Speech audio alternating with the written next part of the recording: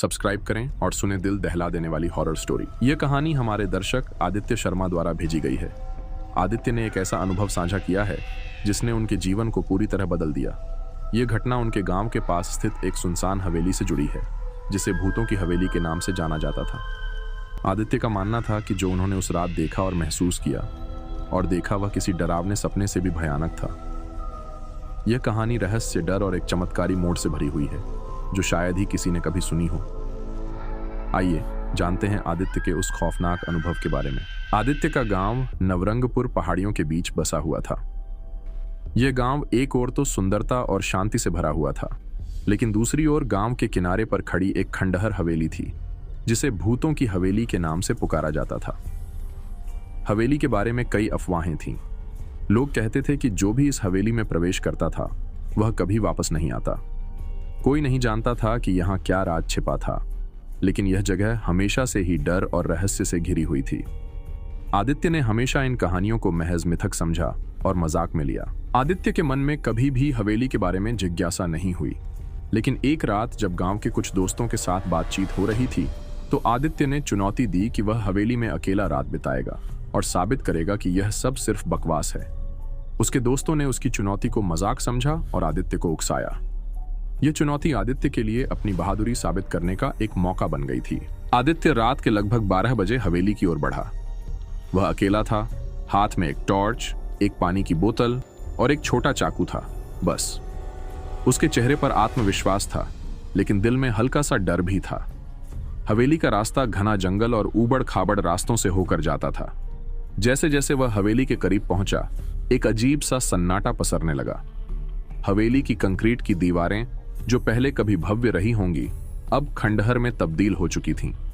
मुख्य दरवाजा जंग से काला हो चुका था और उसकी सलाखें उखड़ी हुई थीं।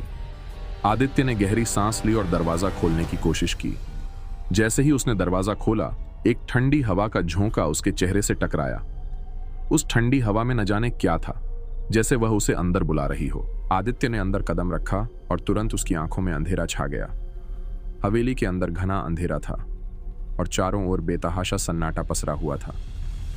हवा की आवाज और पुरानी लकड़ी की चरचराहट के अलावा कुछ भी नहीं था। दीवारों पर धूल से जाले लटके हुए थे और फर्श पर धूल की मोटी परत जमी हुई थी। आदित्य ने अपनी टॉर्च को चालू किया और उसके प्रकाश में वह एक एक कर हवेली के कमरे देखने लगा। दीवारों पर पुराने चित्र लगे थे, लेकिन वे चित्र बहुत ही डरावने थे। बच्चों के चेहरे जो जैसे किसी अनकहे दर्द से भरे थे। आदित्य ने आगे बढ़ने का फैसला किया, लेकिन तभी उसके कानों में एक हल्की आवाज आई, जैसे कोई धीरे धीरे चल रहा हो। उसने सोचा कि यह शायद हवेली की पुरानी संरचना का असर होगा, लेकिन उसके मन में एक अजीब सी बेचैनी थी। वह आवाज धीरे धीरे और करीब आती गई और आदित्य के कदम लड़खड़ा गए। उसने तेजी से अपनी टॉर्च की रोशनी को कमरे में घुमाया और देखा कि दरवाजे के पास कुछ हलचल थी। आदित्य धीरे धीरे उस कमरे की ओर बढ़ा जहां से आवाज आ रही थी। जैसे ही वह कमरे के पास पहुंचा, दरवाजा अचानक से बंद हो गया। आदित्य का दिल जोर से धड़कने लगा। वह चौंका, लेकिन उसने फिर भी हिम्मत दिखाई और दरवाजे के पास गया। अचानक उसे एक और अजीब सी हंसी सुनाई दी। यह हंसी किसी छोटे बच्चे की थी जो बिना किसी कारण के हंसा जा रहा था। आदित्य ने डरते हुए दरवाजा खोला और अंदर कदम रखा। कमरे के भीतर अंधेरा था, लेकिन उसकी टॉर्च की रोशनी ने कमरे के कोने कोने को रोशन कर दिया। और फिर उसने देखा कि वहां एक पुरानी गुड़िया रखी हुई थी। वह गुड़िया धीरे धीरे हिल रही थी, जैसे कोई अदृश्य हाथ उसे चला रहा हो। और उसे देख आदित्य का दिल धक से रह गया। उसकी आंखों के सामने वह गुड़िया हिल रही थी और उसके चेहरे पर एक अजीब सी मुस्कान थी। आदित्य को समझ में नहीं आया कि वह क्या देख रहा था, लेकिन उसके शरीर में घबराहट और डर की लहर दौड़ गई। वह कमरे से बाहर निकलने के लिए तेजी से मुड़ा और जैसे ही बाहर निकला, उसे लगा कि कोई उसकी पीठ पर नजर गड़ाए हुए है।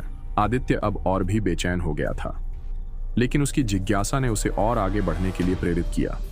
हवेली के दूसरे हिस्से में उसे एक सीढ़ी दिखाई दी जो तहखाने की ओर जाती थी। गांव वालों ने हमेशा चेतावनी दी थी कि तहखाने में मत जाना, लेकिन आदित्य की जिज्ञासा उसे रोक नहीं पाई। वह सीढ़ियों की ओर बढ़ा और जैसे ही उसने तहखाने में कदम रखा, उसे एक सड़ी गली बदबू महसूस हुई। वहां की दीवारों पर बच्चों के चित्र थे और हर चित्र में कुछ न कुछ अजीब था। बच्चों के चेहरे डर से भरे हुए थे। आदित्य ने अपनी टॉर्च को एक किताब की ओर मोड़ा जो तहखाने के एक कोने में पड़ी हुई थी। किताब में हवेली के इतिहास के बारे में लिखा था। आदित्य ने पढ़ा कि यह हवेली पहले एक अनाथालय थी, जहां बच्चों की आत्माओं का उपयोग काले जादू में किया जाता था। राजा वीरेंद्र सिंह जो इस हवेली का मालिक था, और उसने बच्चों की आत्माओं का इस्तेमाल अपनी शक्ति को बढ़ाने के लिए किया था। लेकिन एक दिन उसका काला जादू इतना प्रभावी हो गया कि वह खुद गायब हो गया, और तभी से यह हवेली श्रापित हो गई। आदित्य को यह सब पढ़कर और भी ज्यादा डर लगने लगा, लेकिन वह यह जानने के लिए रुका कि अब क्या होगा। जैसे ही आदित्य ने किताब बंद की, तहखाने का अंधेरा और भी घना हो गया। अचानक चारों ओर से बच्चों की चीखें सुनाई देने लगीं। आदित्य ने घबराते हुए अपनी टॉर्च को जलाया, लेकिन उसकी रोशनी भी झपकने लगी। तभी सामने एक सफेद साया प्रकट हुआ। यह साया एक छोटे बच्चे का था, जिसके चेहरे पर दर्द और भय की छाया थी। उसने धीरे से कहा, हमें बचाओ, हमें मुक्ति चाहिए। आदित्य ने महसूस किया कि ये आत्माएं हवेली में फंसी हुई हैं और उन्हें मुक्ति चाहिए। उसने किताब में एक मंत्र देखा और उसे जोर से पढ़ना शुरू किया। जैसे ही आदित्य ने मंत्र पढ़ा, हवेली की दीवारें हिलने लगीं और चारों ओर तेज रोशनी फैलने लगी। बच्चों की आत्माएं हवेली में दिखने लगीं और वे आदित्य से कहने लगीं, हमें मुक्ति मिल रही है। अंत में हवेली में एक चमत्कारी बदलाव आया। हवेली की दीवारों में दरारें पड़ने लगीं और एक तेज प्रकाश ने हवेली को भर दिया। सभी आत्माएं धीरे धीरे गायब हो गईं और हवेली शांत हो गई, और वहां पर फंसी बच्चों की सभी आत्माओं को मुक्ति मिल गई।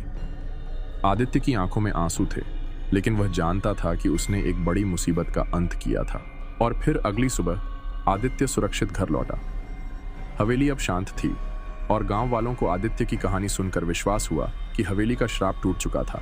तो दोस्तों, अगर आपको यह कहानी पसंद आई हो तो कृपया लाइक करें और हमारे चैनल को सब्सक्राइब करें। अगली बार हम आपके लिए एक और सच्ची डरावनी कहानी लेकर आएंगे। अगर आपके पास भी कोई सच्चा अनुभव है तो हमें भेजें और हम उसे आपके नाम से हमारे चैनल पर प्रस्तुत करेंगे।